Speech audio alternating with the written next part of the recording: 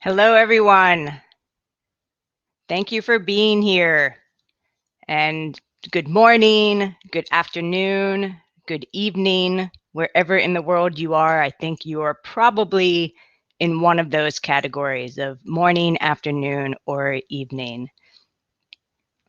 Thank you so much for registering for this, for being here with me. I know we all have a lot going on, and it can just be hard to get up and commit to something. So I really appreciate you being here and joining me today. I hope it will be a dynamic discussion. It won't be an absolute discussion. We don't have a lot of answers, but I really am looking forward to getting your inputs here, sharing my own thoughts, and who knows, maybe we'll do more of these as things progress, but I just wanted to kick this off today. So if you have not joined an event on Crowdcast before, well, first, welcome to Crowdcast. This is a platform that I use for really all my webinars and my online courses. And you will notice that you don't have an option to turn on your camera or a microphone. And so there's nothing wrong with your end of the system. That's how it's built. And there's still plenty of ways for us to interact and communicate throughout this. The chat box, which is already in use, which is awesome, is a great way to interact throughout this conversation. I'm going to have several prompts. I think there's at least 5 prompts in what I have here that ask for your input. So please have your fingers ready to share during that time. There's also a question box at the bottom of your screen. I think it says ask a question. You can click on that. You can write in your question. You can actually vote on other people's question if you want that to surface to the top if it's a hot button question. So that's at the bottom of your screen. Please use that throughout. Again, I'll also be pausing to answer questions that are relevant to different things, different segments of what I'm talking about today. And truthfully, most of what I'm going to chat about today is, managing our environmental and climate change and conservation programs during this time of pandemic, both now and looking forward. But it's a live Q&A, so you can ask me anything you want. So feel free to put those questions in the question box. If you have non-COVID-19 related questions, I will still answer them. I'll probably table that to the second half. But I'm an open book, so please don't hesitate to ask those kinds of questions too, even if they feel a little off topic. What else did I want to share before we jump in? Let's see. Oh, there is a button at the bottom that says Get the Google Doc.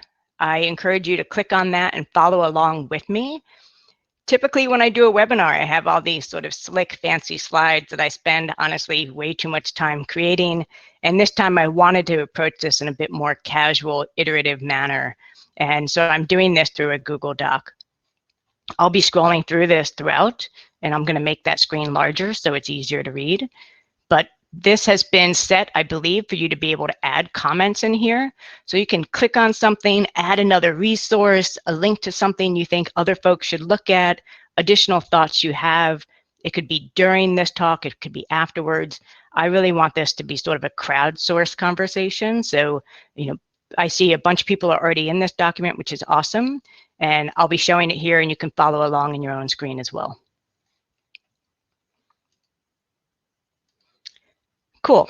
So let's warm up the chat box and let's just take a moment before we dive in. And I'd love to hear, what do you have in your cup, in your glass this morning, this afternoon, or this evening?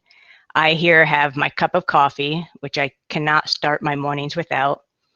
Today, I'm featuring a Sumatran blend, which is wonderful notes of chocolate in my all-time favorite mug, which you may recognize from, and if you've ever watched Modern Family, you'll notice that Mitchell drinks his coffee out of this all the time, which is why I co-opted it for my own.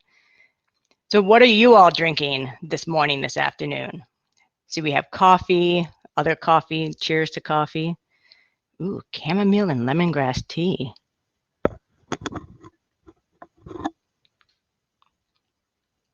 Hot water. I know some hot water drinkers. I've always been fascinated by that. I can't do that myself. There's got to be something in it. We have some tea drinkers, coffee drinkers. Cassie, hello. Irish well water. Well, I hope it's fresh. Ooh, French vanilla cappuccino. Sounds fancy over there. I'm jealous. Hot chocolate. All right. Steve, nice to see you. There's some great folks on here who I've worked with before, who are friends. Some folks I've only communicated with over email. Some folks I don't even know. So it's so great to have everyone here. So we might have sort of like a competition between tea and coffee and water. I also have my water. So thank you for that. The chat box is warmed up and onward we will go. All right, so hopefully you can see the screen a bit more clearly now. I'm going to start with a quick intro. I actually already just did an intro, but an intro on what prompted me to do this. And that's, things that make you go, It is a CNC Music Factory reference. You're welcome, and I'm sorry for that. But as coronavirus and this pandemic started to surface, at least here in the United States, I started to notice some of these changes, and not just pandemic changes, but changes like my coffee shop when they were open and you could go in was no longer accepting my reusable mug. So there was this fear and this concern, rightfully so, that I'm bringing my own mug, it might have my own germs on it, and they don't want to risk their staff by handling that. So they're using paper disposable cups instead. I noticed my own inclination to gravitate towards things that were more wrapped, like wrapped in plastic. Even the vegetables where I felt like, oh, they might have less exposure. So I'm going to go with the wrapped versions. And I just noticed that instinct that I had for that, knowing that this is a virus and it can be spread through droplets, and it made me think those things. I started to think, oh, with social distancing or physical distancing, Greta and her Friday climate protests, they're not going to be able to have those. So what's going to happen to that? And they've moved those online. But it just started to create all these questions for me of how does this affect our movements? And we've been making some really great progress on all of our movements, environmental, climate, conservation. How is this going to impact that? Is there room for us to still have an appropriate voice during all of this? And where do we go from here? And that made me think, okay, well, I've got all these questions. I'm sure a lot of other people have these questions too. Let's start talking about them. I don't know that we have answers, but let's start having it out there just so that we don't have all this time pass with none of the questions being asked. That's what prompted me to do this. I've sort of broken this down into 3 categories: now, next, and later. I'm going to cover that in this document.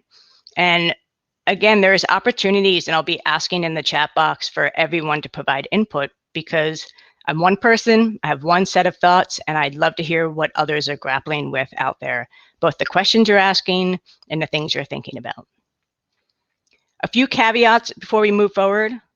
It's early in this experience, and this is a brand new experience, not one we've had before in our lifetimes. So there's a lot we don't know. And everything I'm putting in here are pretty much my thoughts, ponderings, considerations.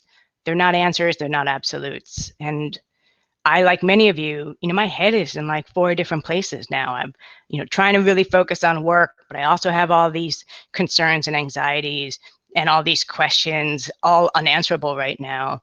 So it's a little bit of a brain dump format, and so that's why this format's going to be casual. And my last caveat is, this is a bit US-centric. It's coming from my perspective. We have folks on here from other parts of the world. So in the chat box as well, I'd love to hear how these things are universal across the globe, or things that might be a little bit different in your part of the world. And not just geographic context, but also the type of programs you're working on and thinking about. I might be coming at this more from an environmental and climate lens, but what does this mean maybe for more wildlife conservation efforts or more community-based grassroots efforts that I'm not touching on here? So all of that's welcome. It's welcome in the Google Doc, and it's welcome here. So deep breaths. I'm trying to also stay mindful during this time. We're going to dig into the now. And this is really the question I had, is what's the opportunity to show up with environmental and conservation messages like in the here and now? And for me, that really starts with, All right, well, first we got to recognize where people are at now, because this people are who we're talking to, and sort of a strange time as well, where pretty much everyone everywhere in the world has some similar experience happening. Everyone is sort of engrossed in this pandemic that's happening now, and it's very unusual to have this sort of shared conversation happening globally. But let's take a look at where people are at now. They're juggling a ton of change, much of which has happened very, very quickly and suddenly, which just exacerbates sort of the struggles of change. So people are working from home. Suddenly the whole family is together all day, and that's not typical. Typically it's just the morning and the evening. Now it's all day together. How do we manage that? Managing all these different roles during the day. Regular routines have been disrupted, and with that, the task of trying to create new routines. All of a sudden, you're just trying to figure out, how do we do a whole new routine where everyone's fed, everyone's doing their work, everyone's getting exercise, and suddenly have to make lunch for 4 people where normally you just had to worry about yourself for lunch. So there's just a lot of change going on in people's worlds, and I think we need to be really empathetic to that and really embrace that. And we all ourselves are experiencing that too. So we can channel a little bit of our own experiences there. In addition to juggling lots of change, people are coping with lots of fear, anxiety, and uncertainty. Concerns around their own personal health, whether or not they might be getting symptoms or feeling symptoms, or how to keep themselves safe. Financial and job stability is a huge concern, and a growing one. Concern for not only ourselves and our family, but our extended family and our friends. How is everyone healthy? How's everyone doing? And access to basic needs and amenities. So, we might have concerns whether or not we have access to that now, but also, will we continue to have access to that moving forward? Are supply chains going to break down? Will we be struggling to find food? And these are things that we are carrying with us right now that we don't normally have to carry. People are also online a lot more, and maybe say, how could people possibly get more online than they were before? But it's true that people are online much more often. Video calls, social media, streaming, search. You now have the kids online all day. You're online all day. So there's a lot more, and that's why everyone's doing basically video conferencing right now. You have a lot more people online at the same time. And with that, there's sort of a seeking mentality right now. We're seeking distractions. We want positivity and optimism. Something I didn't even include here. We want news and updates. We need information and facts. We're looking for wellness, ways to stay healthy during this time, mentally and physically. Looking for things to do, things to give the kids to do. Seeking connection. And even things like recipes. There's a new term called distracta-baking, which I think is pretty awesome, which is, baking as a way to just keep yourself distracted and things to do. So these are just some of the things I feel like capture where we're at now, both us on this call and the communities we typically work with and our audiences that we typically communicate with. So there's some things I think we should avoid doing. Things like random, we're in this together, we're here for you messages and marketing stunts. And you're seeing this from some of the bigger brands. Your inboxes maybe have been flooded with, we're here with you, from some company you bought something from like 3 years ago and you haven't heard from them since. And a lot of times those are just words and they're kind of meaningless. And it's like, I don't even know what you do. Why are you communicating to me this way? A lot of marketers, some were a little bit slow in pulling their ads or readjusting their ads. I've noticed in the last few days with TV commercials that now it's the basically coronavirus batch of commercials. And that's even worse. I'd almost rather the irrelevant ads be on than all these, we understand you, and that's why you can buy a car online now. Like, I'm not going to buy a car online right now. Like, what are you talking about? And part of this is there's ways to be relevant without being so obvious of, we're here with you and we're experiencing this too, like in ways that are just meaningless words from companies we don't trust. So there's ways to make this more meaningful, and that's what I want to talk about next. Some other things that I think we should avoid doing is coming out too soon with, this is what's going to happen with climate change, and this is why we need to be ready, and just, kind of beating that drum too quickly while people are feeling scared of their own health and their own resources and their own families is kind of going for an "I told you so" message. I don't think that's a great message to begin with, but also I think there's a time and a place where we can start to talk about how we need to be prepared for climate changes, and I'll get to that as well. If you are an organization that seeks donations from members, there's a gracious way of doing this, but it's also, I would say, let's not do it, too much. I'm getting some emails from places where, like, really every day, every other day, they're asking me for money, and it's just not a great time to be doing that if it's not coronavirus related. And this is a little anecdote I pulled from Facebook, which you can read in the Google Doc as well. So all of us have been inundated with these kinds of messages. I'd love to hear in the chat box, what are some other examples of things we should avoid saying or sending right now that just feel we've either received it and didn't like it, or we can think of it just wouldn't be appropriate. So love to hear your thoughts in the chat box on that.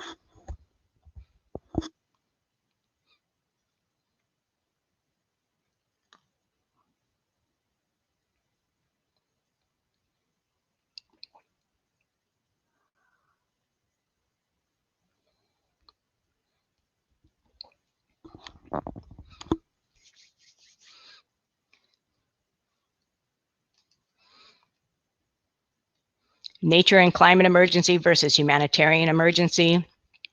Yep. I mean, people are concerned about people right now, and I think we just need to embrace that. And there's a spectrum here. There's like business as usual, which can rub people the wrong way as well. So, it's been a while, but I would buy clothes from Stitch Fix, which is like a subscription box delivery. I'm still getting emails from them every day saying, like, update your spring look. And it's like, that's not where I'm at right now. Now, if they sent me messages saying, these are the best athleisure wear for work from home, hey, that would resonate with me. I might actually get another box. Or best tops to wear on a conference call, order your box of tops now. Like, those are ways to stay relevant without saying we're here for you and without being business as usual. Yeah, plastic bags back at the grocery store. So plastic is kind of having a resurgence right now, and it's terrifying. Same with, I've seen, garbage, like all the takeout containers of curbside pickup, and I hate it, but I also understand that that's the instinct, and I'm not sure we can fight that right now. And again, these are questions. Can we fight that right now, or do we just, bite the bullet on this one for a few months and then hope to get back to normalcy? That's great. So in knowing where our audience is at, Steve, showing how pollution has gone down so the Earth is benefiting from the pandemic. Yeah, so I have that in here a little bit later. Love to hear if where I have it, you think that's appropriate or not. So we'll definitely touch on that. Great point.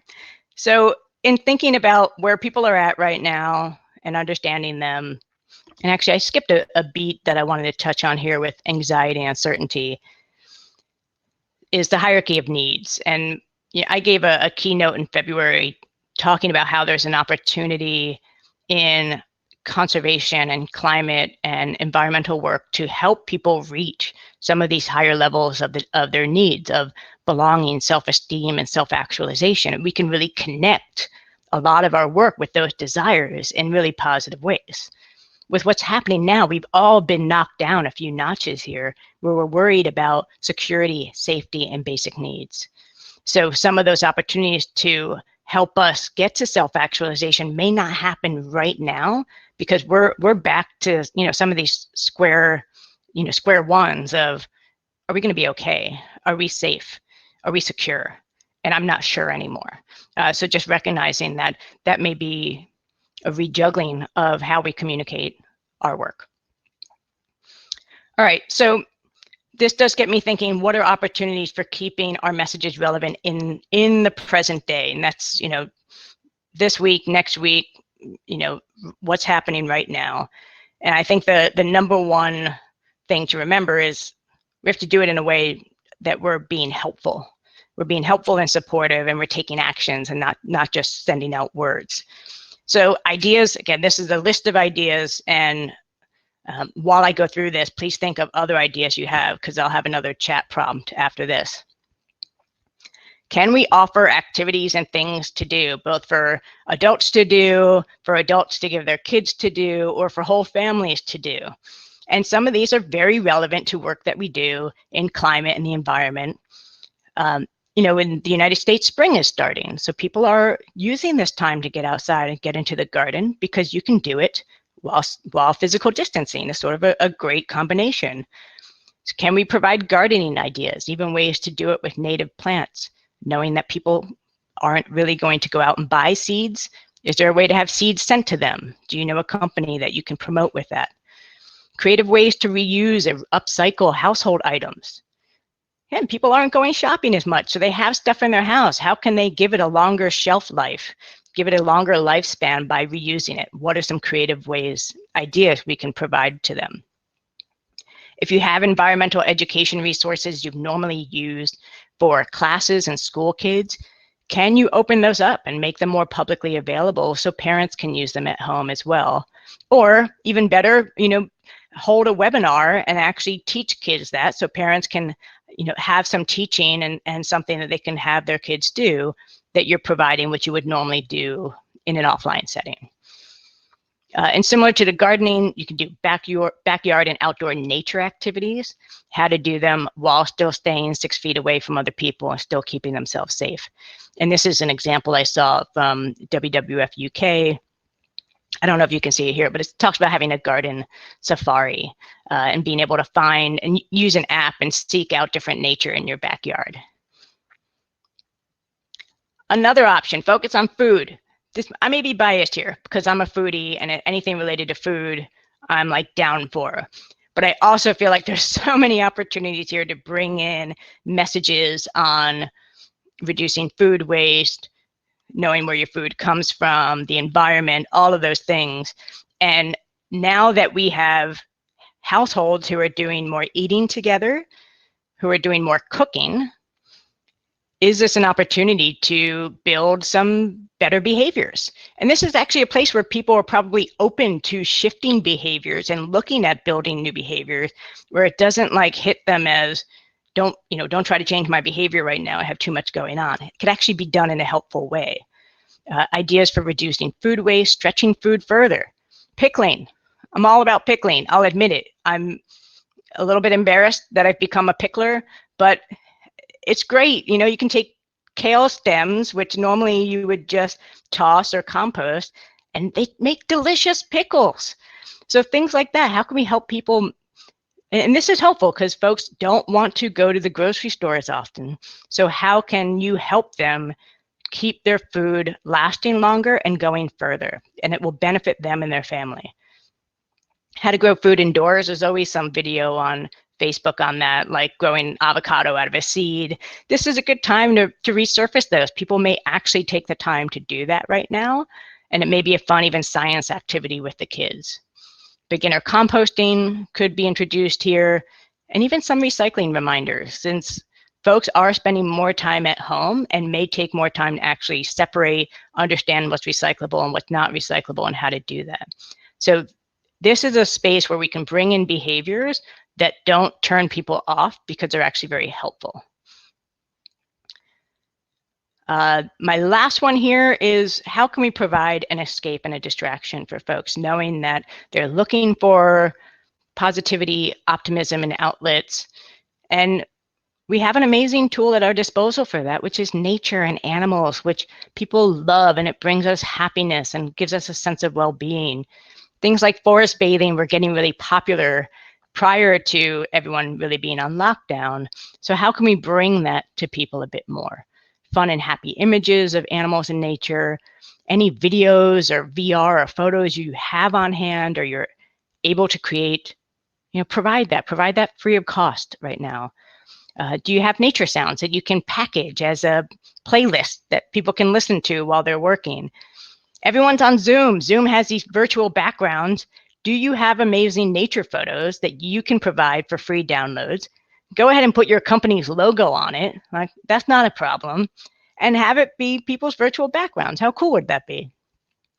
And just a shout out that, Shed Aquarium, I think really nailed this one, knowing that it was locked down. They had their penguins tour the aquarium, and it has just really, I would say, gone viral. I think we're still allowed to use that term. I don't know. It feels actually less appropriate now since we actually have a virus going viral. But they've really caught a lot of attention with this just happy, interesting, fun videos of penguins checking out the aquarium. Even there's one of them hopping down the stairs, and that in itself is like, I could watch that all day and feel so much better about things. So look at these as, are there opportunities here for us to do something very similar? The last one here, if you work on any big cat programs, so big cats in sanctuaries, big cats in the wild, actually any sort of captive animal, this could be a opportunity. This could be your window for talking about the issues, asking for support, asking for advocacy, taking action. Like, everyone's watching Tiger King. I personally can't bring myself to watch it, but I might have to at some point. And this is the window for you. And it might feel weird because there's a pandemic, but there's an opportunity here. You might want to jump on that. And I see Sherry here in the chat box working on wildcat conservation. Tiger King blog this morning. Nice, good work. If you have any questions, give me a shout. Happy to be a second pair of eyes. So I see some other comments here. Focus on food. We're doing a breakfast bird watch using our existing wild challenge. Cool. Yes, and timing. All of this is going to be a bit of play by ear in terms of, we had this idea, when is it right to make it happen? And go with your gut on those things. Go with what you would want to hear right now. And I think that's about the best that we can do, but lead with what's going to be appropriate and channeling as much empathy as possible to answer that. Cassie, we started a pollinator garden as one of our homeschooling projects. Oh, that's awesome. Those are great projects, and they contribute to our environmental initiatives as well. So what are some other ideas you have on relevant and helpful messages we can deliver now, if you haven't already responded to that in the chat box? What are other roles we can play on being helpful, other ways that we can show up right now that I haven't covered yet?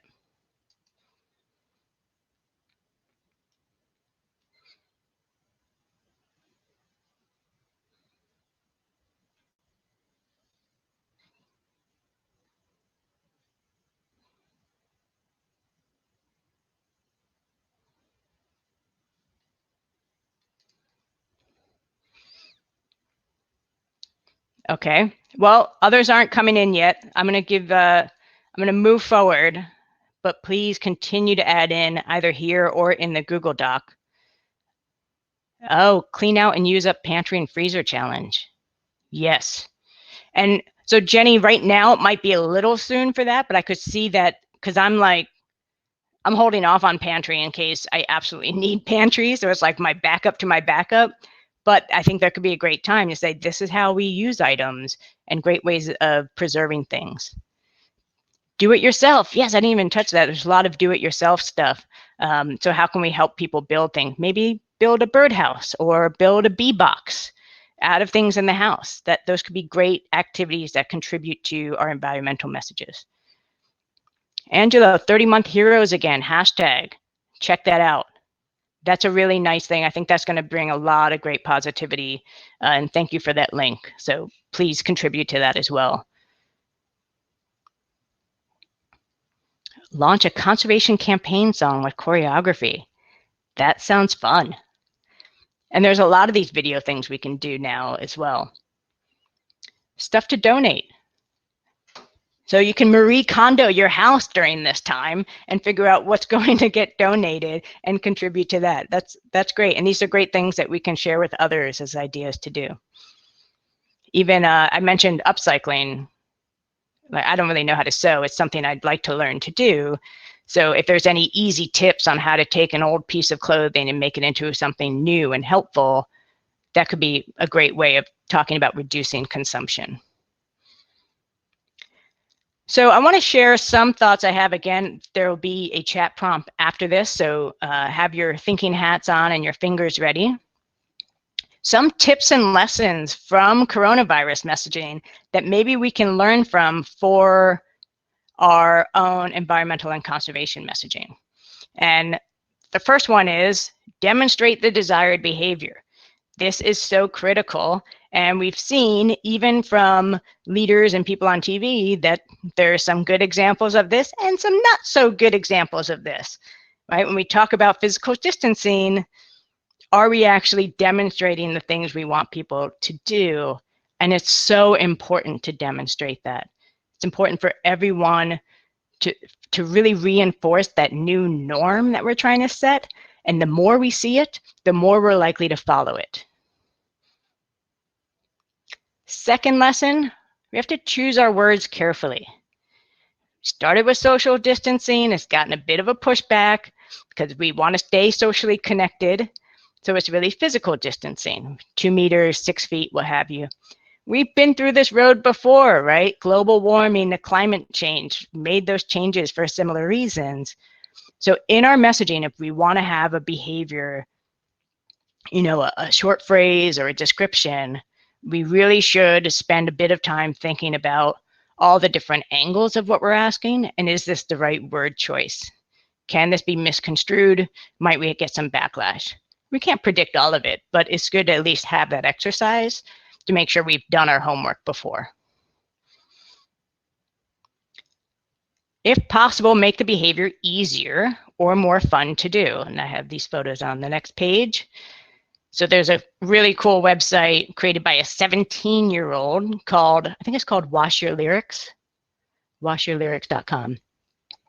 And this is, you can take any song that you like by any artist and plug it into this website, and this poster with the, I think it's like the CDC recommended way of washing your hands, with those lyrics in there. So we can move beyond singing happy birthday to ourselves 2 times in a row and go into something that's a little bit more personally meaningful, but it just makes it fun.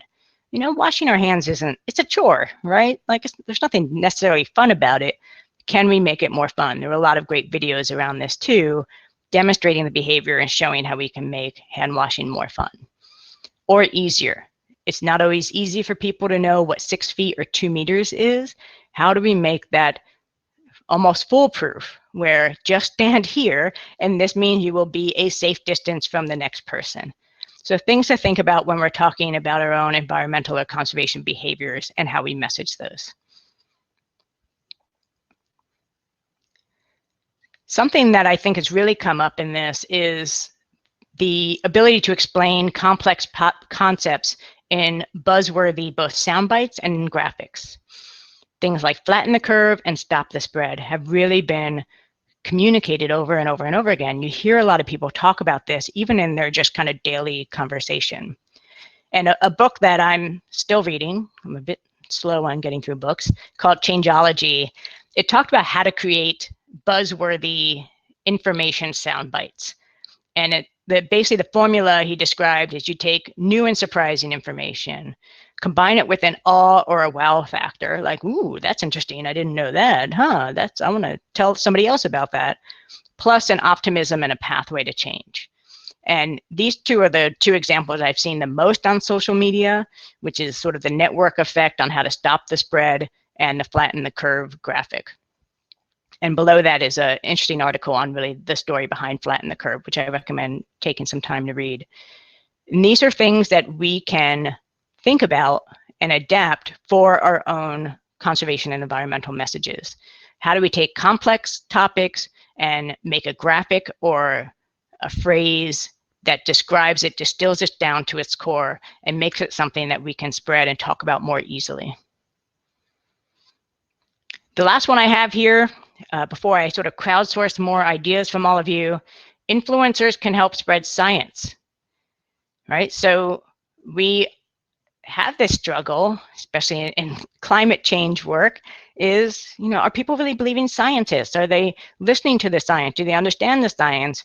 And typically our approach to that is just to continue to throw scientists out there to do all the talking.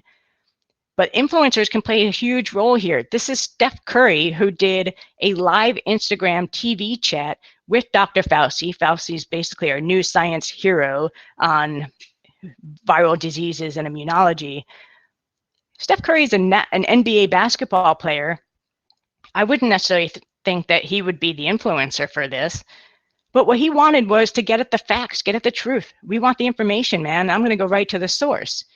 Can we find our Steph Currys in the conservation and environmental movement and have them interview the scientists? Ask the questions that are top of their mind and talk about it in a way that is most relevant to their audiences. So it's not necessarily coming from the NGO perspective or the government agency perspective or the authority perspective, and bring it really more to a relatable place. I was just floored when I saw this. I think it's really awesome. And I hope Dr. Fauci does more things like this to bring, the real facts and the real truth and the real science to more people. So what are some other examples of COVID-19 messages that you've seen that you say, we should avoid this because they're making a mistake here, or actually I think this is pretty good, let's emulate it? Adam, I saw you wrote herd immunity. Is that something to avoid, I'm assuming?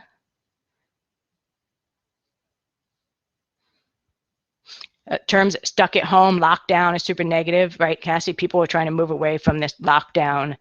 I think New York Governor Cuomo said New York City's on pause,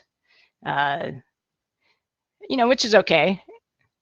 Maybe we're taking a timeout. Timeout, I guess, has negative terms too, since we use it for kids when they're being bad. But this is the idea of trying to use some other languages that connect with people a bit more. Oh, safe at home. That's nice, which is more positive, yeah.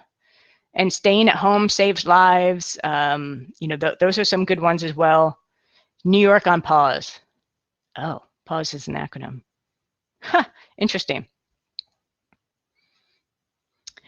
Yeah, so Adam, good point. Even though we do act as a herd species, we definitely don't like being told we act like a herd species. Right, stay at home is a privilege. So these are things we need to really be empathetic about and know and recognize.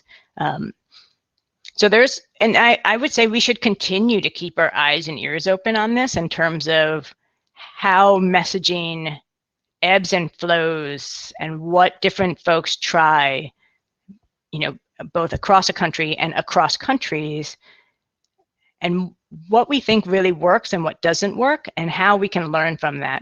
And that's why I said maybe there'll be another version of this down the road where we take some of the newest information to say, is this working or not working?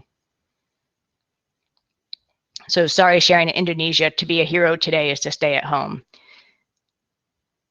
Yeah, and I saw, so I'm a Gen Xer, and there's so many great posts about, when the world asked you to do your part to save the country and stay at home, like that's my time to shine. And Gen Xers have a reputation for being a little bit on the lazy side, but it's it really rung true to me and gave me a chuckle. Stay at home, protect the NHS, save lives. Yeah, and I think these are actually I think a highlight of all of this is, with coronavirus, we're talking about some pretty simple behaviors. Wash your hands, stay 6 feet apart from other people, stay at home. These aren't super complicated, typically less complicated than the behaviors we're talking about in conservation. And look how much messaging it takes to make this happen. Granted, we're looking for 100% adoption across the world. That's a big, hefty goal.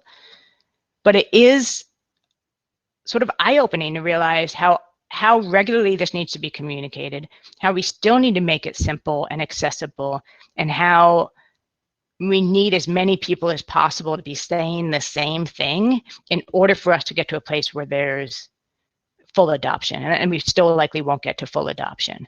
And I think that's a take-home message of this stuff takes a lot of work.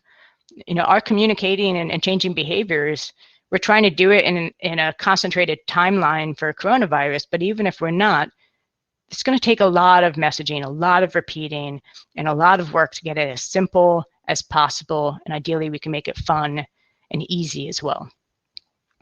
So here on this page, I'm moving out of now. I'm going to go into next. Some links to check out. Pinterest is doing a daily inspiration tab, and that's where you can get additional ideas on how to be relevant right now and how to offer helpful resources.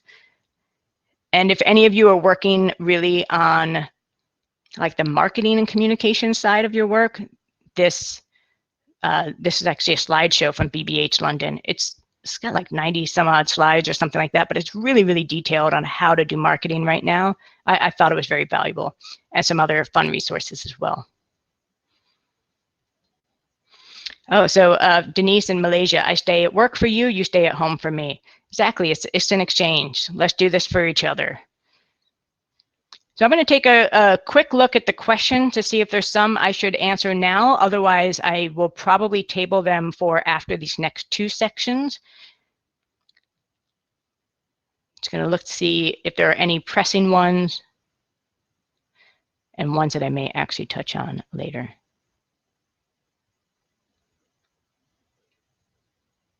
It's a lot of questions. This is great.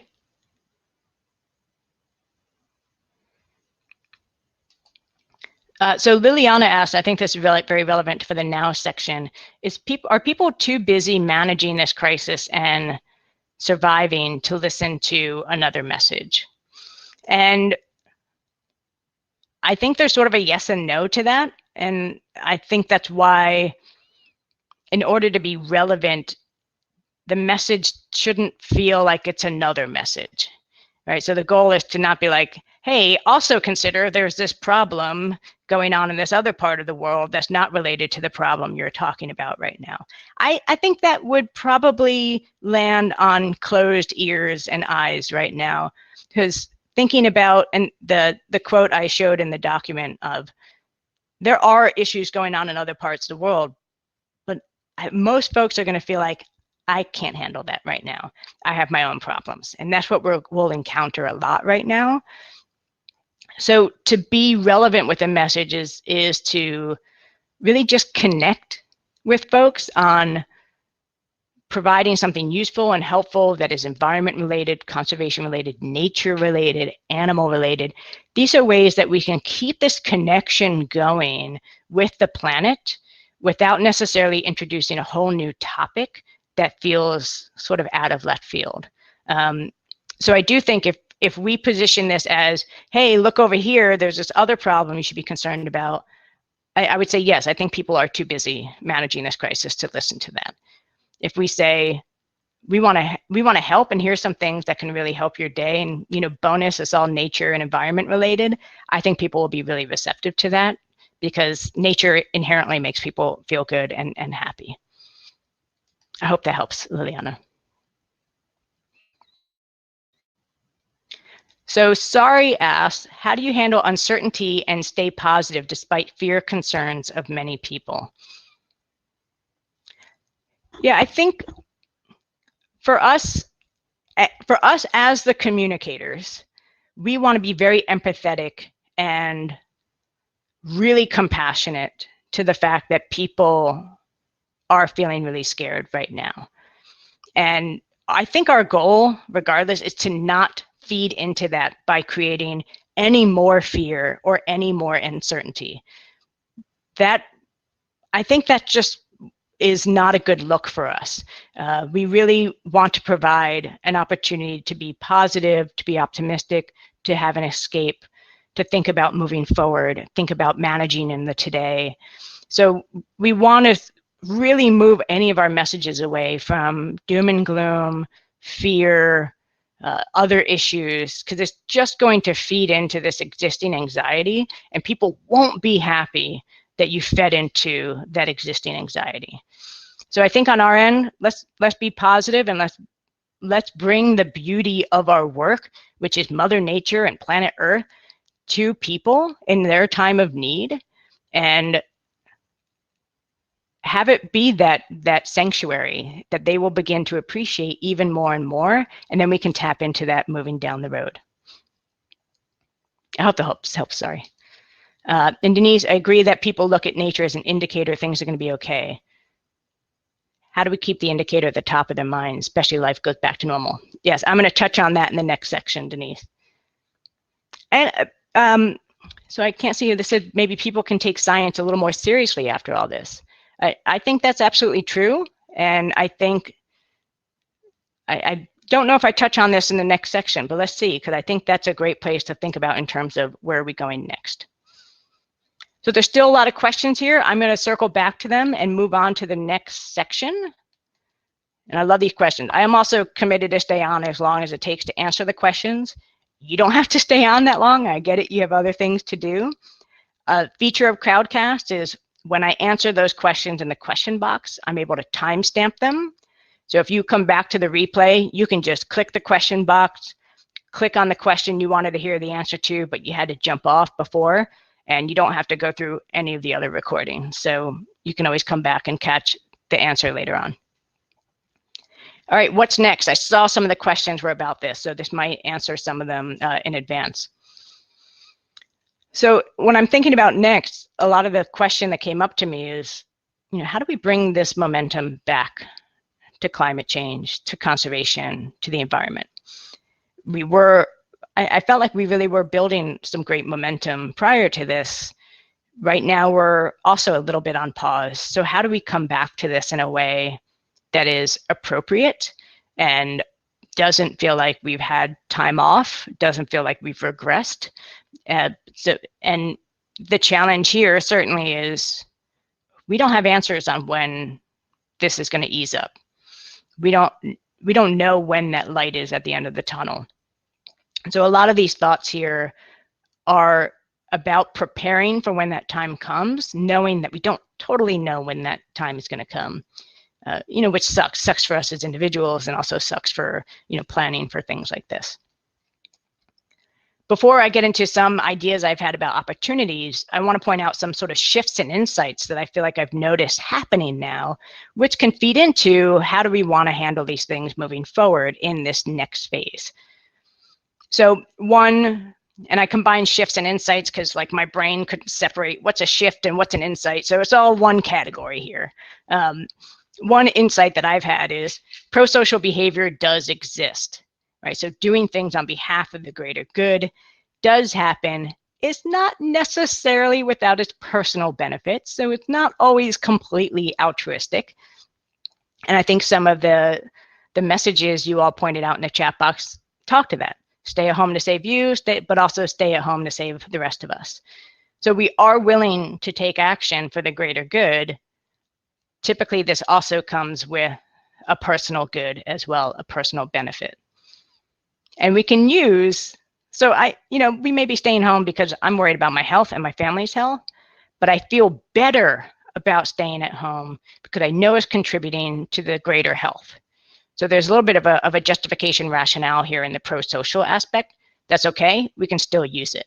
You think about, we are seeing people display this behavior, so that's an insight into humanity that we have now, which is great. We will be tested on how long we can maintain this. Will there reach a point where people are so antsy to get out of their house that they break these rules and take the risk? I hope not, but this experience is going to test us on our time limits for pro-social behavior. Related, we're seeing firsthand, and not just us again as communicators and messengers, but as a society, how individual actions add up to collective impact. I'm doing one thing, I'm staying home. But by me staying home and everyone taking that same individual action, we're having a collective impact. This goes very much into conservation and environmental behavior change. And people get skeptical about that. I'm just one person. What does it matter if I use a plastic bag or a plastic straw? Now we can show, you've seen this, how individual actions add up to collective impact. An insight is that health is incredibly important to us. As a species, we worry about it, we protect it, we do a lot preventatively to make sure we're healthy. We are all living a lot longer because of that. And knowing that this is important and people will take action to protect their health gives us an opportunity, I talk about this a bit later, to connect our work on environment and conservation with health, because it is so important. It is a priority for people. We're connecting more with the value of and the need for local community than I think we have before. And this is a quote from an email I got from David Matten, who I believe is the head of Trend Watching. Trend Watching is a site I use all the time to stay on top of consumer trends. And I think this really captured it well. It took a pandemic that began in China and that traversed the networks of a globalized world to get the inhabitants of my street in London to establish their own messaging channel. Coronavirus had reminded us of the challenges posed by a highly interconnected planet, but it has also reminded millions of something we'd forgotten: the power and usefulness of local community. And this really resonates with me. And it's not just local community, who's on my street and how do we help out, but who's on the front lines in the health system where I live, because that's the most important health system to me, right? It's the one where I live. How are my neighbors doing? Do they need help? Who's managing the front lines of our grocery stores? How are they doing? Right? And it's bringing us back to a local community place, which is really important and is likely not going to disappear super quickly. So think about how this plays out in the long run. And when we are asking for action on a community level, how does that change now when we are gaining a stronger form of community? I think this can only mean positive things for us, since typically we are talking about local actions that lead to a global impact. How can we talk about community and tap into this sense of community a bit more? Again, this is more on the next, might not be appropriate to do right now, but thinking down the road. The next one, this is a bit of an insight. Reactance and the desire to maintain control should be expected as a reaction from people. It will likely dissipate, though, as norms take hold, social proof begins to spread, and peer enforcement increases. And we're seeing this with folks who are not complying with physical distancing or not complying with stay at home. And we're like, what's wrong with these people? Why are they not following the rules? But it is a bit to be expected that as you start telling people what they cannot do, that there will be some backlash to that. And part of it's a natural reactance effect that we have when being told we can't do something. And some of it is a desire to say, I still control my life. And that sometimes comes out of a stress and fear place. So some of that's to be expected. And as we start talking about behavior change for environment and conservation and telling people what they can't do, which likely won't be, well, I don't know if I can say likely won't be, but probably won't be at this kind of scale where an entire countries are being asked to do this. But we should expect there's going to be some people that will instinctively have a knee-jerk reaction to do the thing we're telling them not to do. But the way to overcome that is not necessarily keep telling them to do it, although having those messages out is important, but gather those who are doing it, demonstrate the behavior, and make it more of a social norm. Because as those folks who are sort of, bucking up against the law, once they see that most people are doing this, they're not trying to fight their community. They're not trying to, be an outlier in their social circle. They just want to fight against the law. But as their social circle gets on, it's like, oh, well, I don't really need to fight anymore. Everybody's doing this. So it will dissipate as we get those norms underway and as they really take shape. And the best thing to get ultimately is peer enforcement, where you don't have to tell people to stop doing it. Their friends are going to tell them to stop doing it. I think the last insight I have here is some trends were already underway, and we're seeing this pandemic and situations like this really speed those up to take hold even more. Things like remote work, virtual conferences, purpose-led business. This is really shaking the trees of, which businesses are just all talk and which ones are action. And that does then shape conscious consumerism. Who do we support because they actually showed up with action, and who turns out to just be a bunch of words and aren't doing the right thing? So these trends are going to be sped up during this time because we've been forced to move into a lot of these spaces that were sort of opt-in before. Any other, I don't have this as a prompt here, but any other sort of shifts and insights you've noticed that, we think we should be mindful of moving forward? And this is also an opportunity for me to drink more of my coffee. Bye, Adam. Thanks for joining. I know I'm heading to go long, so if folks need to drop off, please do. The recording will be here. And I will answer all those questions. You can always come back on and get to jump right to the question you wanted answered.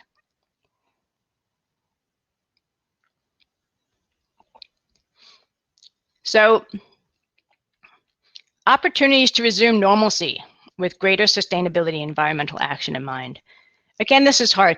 We don't have the answers now. We don't know when this normalcy will begin. But I start to ask, we really don't know if it's going to be like, hey, coronavirus is all clear, bell whistles, everybody goes back to work. Okay, back to work, life is normal, do all the same stuff we did before. I don't think it'll be like that, but I don't know what the alternate version looks like. I think we should be prepared that if there is an opportunity to resume slowly and build a new normal, how can we build that with greater sustainability in mind? And how can we play a role in even curating that? And these are some of the really big questions that we don't have answers for, but I think we should spend time thinking about and keeping our eyes open for what are the ways to recreate a new normal that is a healthier new normal. And can we do that by showing, and Steve, you brought this up before, we do have some reduced emissions during this time. And it might not be a great time to show that now, but as we get to a place where we're easing up, can we show the numbers of how much fewer emissions have been released into the atmosphere by the 95% less flights that have been taken? And again, I don't know the numbers. I'm not really great with that. And do it in a way that doesn't shame and point fingers. I've already seen this on Twitter, so let's avoid the humans are the problem. See, let's avoid that. But to show how resilient Mother Nature is and how we are capable of change, without, well, the economy is kind of collapsing, so I don't want to say that, but we are capable of making drastic change that has drastic results. And we might not be able to make a drastic change right now forever. Can we show the hope and optimism of what individual actions, the impact that it has? Right? Can we say, hey, how about you just take one less flight moving forward? You've seen what it looks like to not travel for 2, 3, 4, 6 months. You've seen what it's like to have these conferences virtually. Hey, it still works. We can still get stuff done. Now that we are looking to resume normalcy, can you commit to take one less flight per year? Can you commit to, reducing your reliance of plastic, cooking more at home, supporting local businesses? Some challenges we don't have a clear set of individual actions for people to take. We have a gazillion. One benefit of coronavirus is there's 3 actions, and we're asking everyone to take those 3 actions. I don't know what it means for the environmental conservation and climate movement to get behind a shared set of actions, probably unrealistic, but let's think about what are these things that we need people to do that are realistic for them to do on an individual level, and start to message that as we get into the next phase. Doing commitments, I mentioned that, can we motivate a new normal? People will be really antsy once they're allowed out of their houses to get back into nature. We already see this as a place people are going while they're on lockdown and are, supposed to not really go too far outside of their home places. So people will want to get back to nature. They will want to take vacations in nature. It's an escape. So how can we channel that appreciation into an invitation to come experience nature, appreciate it, and then therefore help us protect it and advocate for it? Because that appreciation is going to be kind of overflowing once, it's happening a bit now, but even once people are able to get back into touch with nature. And let's remind folks and invite them to use that appreciation to help protect it. When appropriate, if appropriate, let's show the links between health, which is something we really value, and the need to have a healthier, cleaner planet. So things like pollution, I wrote a blog on this, which you can find on my site, or I had a conversation with a climate skeptic, didn't believe in climate change, but wants to do everything they can to reduce air pollution, to reduce water pollution, reduce soil pollution, because pollution in our minds affects our health.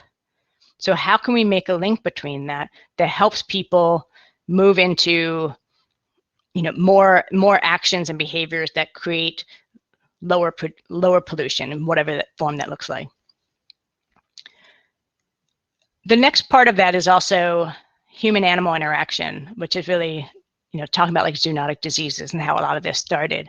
There have been some messages out there that talk about how this started in a wet market in China, and because of that, we need to shut down wet markets and stop the illegal trade.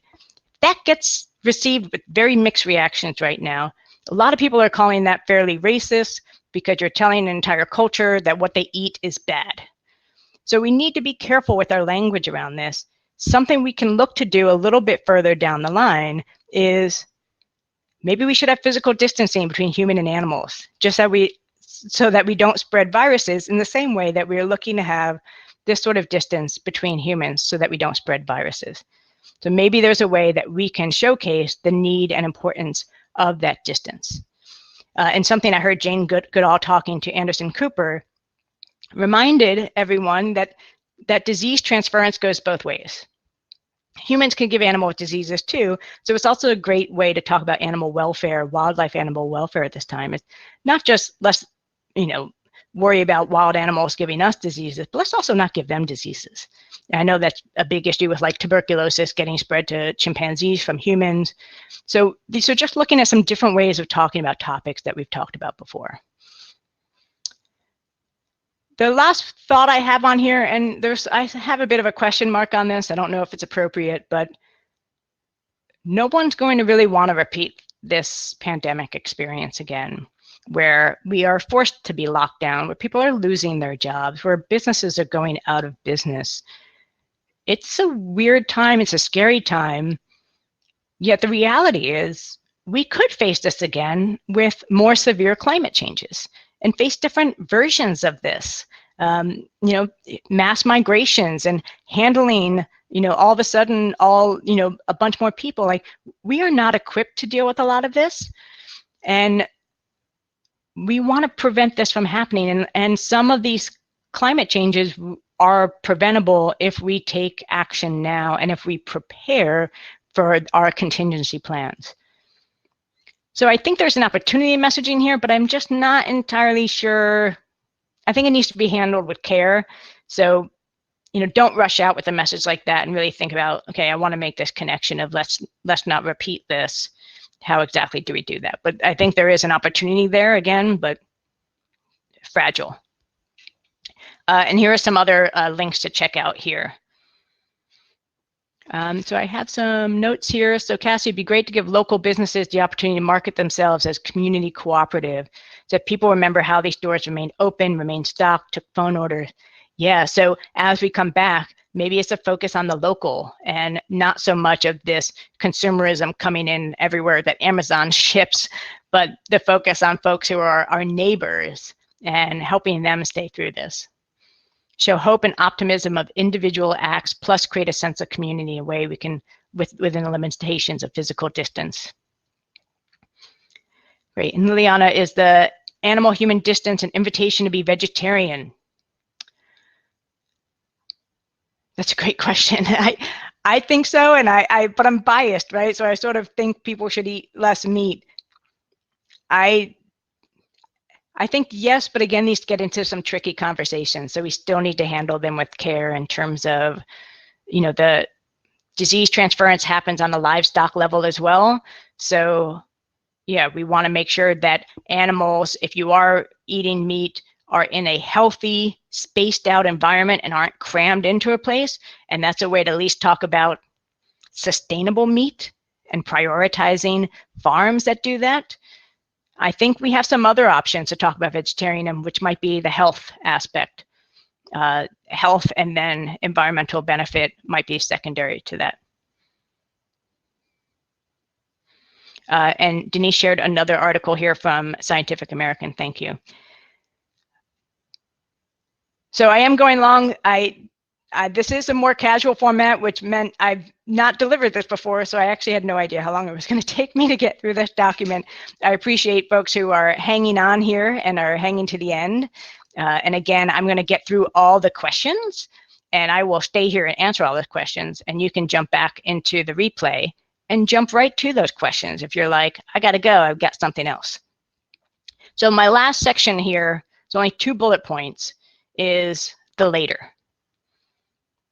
And we don't know when later is, but there will be a later. And truthfully, later could be sooner than later, so I'm not totally sure. But this idea of building a better and a greener future. 2 things are coming to mind for me here based on things I've read, things I've thought. Again, not answers or absolutes, but pondering bigger potential shifts down the road. One could be what I'm kind of calling the Great Slowdown. There is a potential, and I'm linking to a PDF that you can download on consumer trends, and it talks about consumer trends in 2025 and 2030. So really 5-10 years down the road, not just next year. And it's fascinating stuff. One thing I really took out of that is the potential for us to swing the pendulum in another way and start to slow down. And that's because we're feeling this effects of this rush and this hustle and so much news and so much stuff happening all the time that we pull back and we want more mindful experiences. We want more flexible experiences and more flexible jobs where jobs work around our life instead of our life working around our jobs. We want to have less commuting, less travel, less consumerism, more time spent at home. And millennials have already started to jump this off a bit. More meaningful experiences, even if those experiences are virtual, and more focused on health and wellness. We don't know if it's going to play out this way, but there's a potential for us to turn into a slowdown. And what does that mean for our work and our messages? A lot of it in terms of emissions could be great things if we move more towards public transportation, taking things a little bit slower, less travel, less consumerism, could be a real positive, as well as seeking mindfulness and wellness could be really great in terms of a connection with nature and less destruction overall. So something to keep our eyes on. We don't know if it's going to head there, but let's look for those potential signals that show things are slowing down, and there's an even greater opportunity for us to have a presence here and not necessarily be fighting against this drive for consumerism and development. The last one here, I think this one is actually going to happen a little bit sooner than later, is I think we're having a real wake-up call on the role of government, both local and national. Now, it doesn't mean people didn't know what the government did, but there has been a steady decline in trust, really across the board of a lot of different sectors, but a steady decline in trust from the government. This comes from an Edelman Trust Barometer report, and I have the link right below here. So a steady decline in trust is one thing, right? That's a perception and a feeling. I don't know that I really trust the government, and we've been leaning on businesses, especially those that lead with purpose, and NGOs to really move us forward, to do the right thing. We've seen this in our climate and conservation work. It's going to be businesses and NGOs that are leading this charge. But this decline in trust has really come to a head in terms of what it means to not have a government that's there to support us. And it leaves us asking, why are you not taking care of us? And it's when it's when this belief has hit the reality of, it's not just we don't trust, it's actually that support's not there. It's non-existent. And you'll see in this chart, government is seen as the least competent and the least ethical. That's a problem. And again, it's the problem that's been a perception problem, and now it's a reality problem. And what we're going to see here, I think, is a greater shift in accountability on the side of government. We're going to demand increasingly that they are protecting their people. I don't mean like their people versus other people, but these safety nets that we need, making sure people don't just get furloughed and fired after 2 weeks of an airline not being able to operate, making sure airlines and other businesses are operating ethically and holding them to account for those things.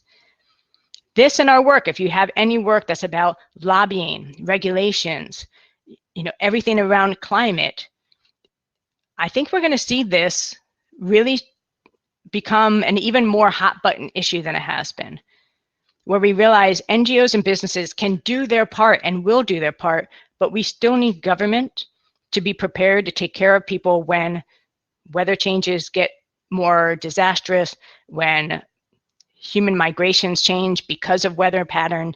How are we prepared for this? How are we going to take care of our people? And what are the contingency plans and what are the contingencies to the contingency plans? So I think we're going to see much more movement on government accountability. And I think that's going to be a real opportunity for a lot of the things that we've been looking for and starting to fight for. And we're going to see even more, I think, momentum behind that from our constituents. So keep your eyes out for that as well, because people are probably going to be asking these questions and looking for answers. So I'm going to get into questions, but the last chat box here, for those who are still on, do you envision any other bigger shifts happening that we should be thinking about, or opportunities on where these big shifts may create? And this is a little bit of that out there thinking macro level. But if you have any of those thoughts, please share them here or add them as a comment in the Google Doc.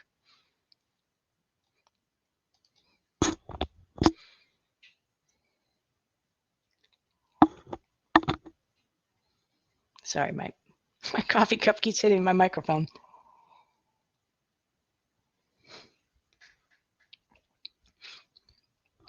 I have not watched the movie Contagion. What does that predict for down the road? I'm like scared to watch that now. I watched a zombie movie and that set me off into a really weird night of dreams. Not a healthy one. First 60 minutes are a history of the last 3 months. Oh, wow. Social unrest. And Angelo, do you think that is likely here?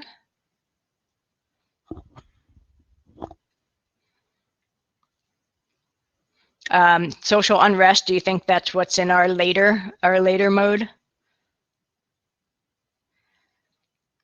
Christina adds, huge increase in unemployment is going to force people to get creative with reusing what they have. Yeah, and it's probably going to reduce a certain amount of consumerism. It's also a lot of questions about what responsible business looks like. And it's not just, hiring me in the here and now, but taking care of me, making sure I have benefits, and making sure you have enough cash to last, at least a month of no income. I can't believe how cash strapped these businesses are. It's terrible. Okay, I'm going to head into questions. So the first question here with 5 votes, how do we sustain the positive environmental impacts that social distancing is yielding? Fewer cars on the roads, fewer planes in the air, local shopping. This is great. And with physical distancing is yielding. I think that gets into that next category and thinking about once we start maybe getting signals that life is going to go back to resume. Again, I don't know that we can use normal, but life is going to resume. Can we, at that point, start to look at making commitments and asking people maybe to, I think people are going to start working from home more often. I think that will be an employee request. How can we carpool more often? How can we use public transportation? I do get that that's going to be a bit sketchy for a while because people will still be concerned about germ transfer and may not want to be in close quarters. So public transportation may take a hit for a little bit before we get back to a comfort level. Carpooling may not be as likely at first because we may not want to share cars with other people. So it may not be about being more together, but about reducing all those things. Can you take one less flight next year? Can you take one less trip to the office? Can you take one less car trip anywhere and walk, bicycle? People are outside walking and running and cycling much more now than before, and the weather is conducive to that. So it's really kind of encouraging those same behaviors that some people are using now as an escape and trying to keep that going. But I think our messages and our incentives will need to be there to do that. So it's not a complete answer, Cassie, because I think there's still a lot of unknowns there. So Colleen asks, how do we motivate people to understand and react to climate crisis in the same way as COVID-19 while remaining sensitive to the situation? Is there even a way to compare them at all? And I think this is a great question. I hope I touched on it a bit earlier. So I think now might not be the right time, but I think in the next phase it is, in terms of we don't really want to wait until it hits us in the face to react. We want to be ahead of it as much as we can be ahead of climate change. I know we're already, a few decades too late, but as much as we can stay ahead of it. And what are the behaviors we can start to instill that helps prevent climate change from getting worse? And that can be even what I was saying before. Can we commit to one less flight? Can we work from home a bit more? Can we get some corporations to be more comfortable with work from home? Can our conferences be more virtual? Maybe every other year at least is a virtual conference, so we're not asking people to travel to a conference every single year. This is really big in the environmental space. We have so many conferences. People fly all over the place to talk about conservation and saving the planet. How can we even, on our side, in our sector, make that a bit more virtual so we reduce our footprints as well? I think showing how individual actions add up to a big collective impact, we don't really show that enough. And I, even things like, what's the one, flatten the curve? It's not necessarily a hard science chart.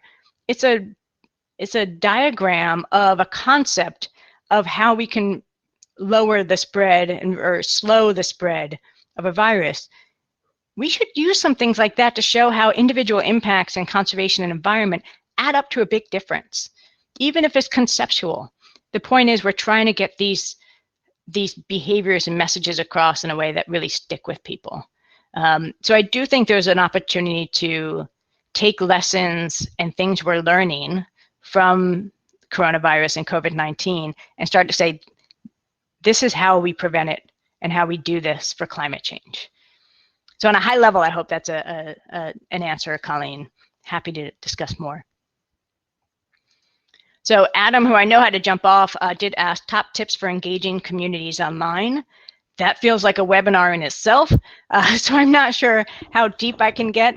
I would definitely suggest looking at some of the suggestions in the now section on providing information, tools, resources, posts that are helpful in the here and now, either as resources, things to do, or as escapes and positivity and other things to think about that feel better to think about. I think those are some ways to really engage your online community, is being helpful and not just like, I'm here for you, but actually providing tools that are helpful or things to read that are interesting and distracting or things that make people smile. And those are some ways that we can really show up in the here and now. It's a pretty high level answer for that question that can really go down the rabbit hole on. So a question from Cassie, a later question. Where are we going from here post-COVID-19? Do we want to revert back to long commutes and a mismatched work-life balance? And Adam added to this, yes, and how do we maintain new positive behaviors before we revert back to old habits? Yeah, this is a tough one, frankly, because we don't know what going back to normal is going to look like. Does it all happen at once? Is it a staggered approach? How does this play out? And we literally have no idea what it's going to look like. I think people are going to be more demanding of the places they work for, how they work, and government. And I think those are all going to be very positive things where ideally we get back to work needs to work for me and not just I work for you. This is happening as well too. We see strikes happening from Whole Food workers and Instacart workers. They're saying, you're putting me on the front lines of something that's fairly dangerous. What are you doing for me? And I think we're going to see more of this, more accountability and more flexibility. Again, generations younger than ours, or younger than mine, Gen X, have started that trend. I think this is going to speed that up even more. And in terms of maintaining new behaviors and maybe shedding old behaviors, I think as we get into the next phase, even before the later phase, we should start communicating some of that and reminding people of the benefits of doing these behaviors to them and to their bottom line, which could be their health and their wallets. So things like positive food behaviors save money, right? You're not wasting as much food. So how can we use that to keep those behaviors going even after all this? These are hard questions. And I apologize, I don't have all the answers. I only have more thoughts. So Denise asks, how do we keep nature as an indicator at top of people's mind after life goes back to normal? So when deforestation, extinction is so far removed from their front doors. Yeah, I think this is a great question, and it's hard to talk about that thing that's over there. And partly that's why I think there's an opportunity now to bring over there to here. Everyone's locked in their homes. They can't really go anywhere and are looking for this connection to something beautiful and something that makes them feel good. And nature and animals provides that. And we've seen some museums doing this. So the arts and culture world is trying to do this as well. They don't want people to forget about the value they get from going to the museum. So they're bringing the museum into people's homes through VR, through photos, through, I even saw something, it was like a cool activity where you use the materials in your home and create your own version of a portrait or of a painting that you really like. And that's engaging people in the things that they like, people doing literary readings online. They can't get to books, they can't get to reading. So how do we bring it to them? So I think in the now and even in the next phase, how can we bring the beauty of nature, these important ecosystems, into people's homes so that when it's time for them to leave their homes, we can say, remember how good that made you feel? Help us protect it now. It needs your help. It helped you, you help it, right? And it's almost like that NHS message somebody else said. I think there's an opportunity to do that as we move it back into normalcy. What's on our shoulders now, the role is, how do we bring that nature to people while they're stuck in their homes? So a question from me, not M-E me, M-I me. Are we going to be comfortable using public transportation after this? I'm not sure. I think that's a great question. That is one that will remain to be seen. And I think at some point, yes, we are resilient. And I think this has raised a lot of important points about cleanliness in all of our systems.